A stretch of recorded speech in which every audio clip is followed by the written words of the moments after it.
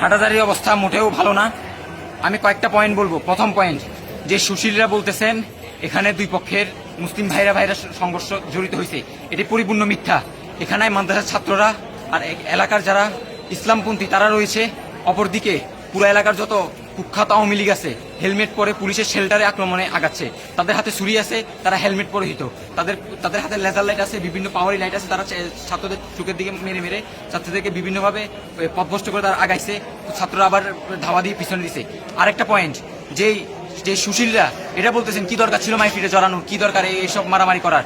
আমি স্পষ্ট করে বলে যেতে আপনাদেরকে, যখন চবিতে মারামারি হয়েছিল তখন তো সবাইকে মারতে বলছেন, পুরো বাংলাদেশ থেকে এখানে চলে আসেন মারার জন্য। তো তখন ওটা প্রতিরোধ ছিল।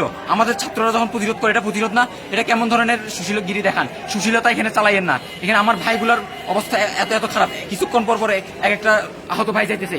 অলরেডি আমরা 2 জন শহীদ হওয়ার খবর পাইতেছি। এটা যদি সত্যি হয়ে থাকে ফিরের চামড়া থাকবে না, স্পষ্ট ভাবে বলতেছি। 2 জন শহীদ হওয়ার খবর আমরা এখনো নিশ্চিত না, আমি নিশ্চিত না, অন্যদেরটা জানি না।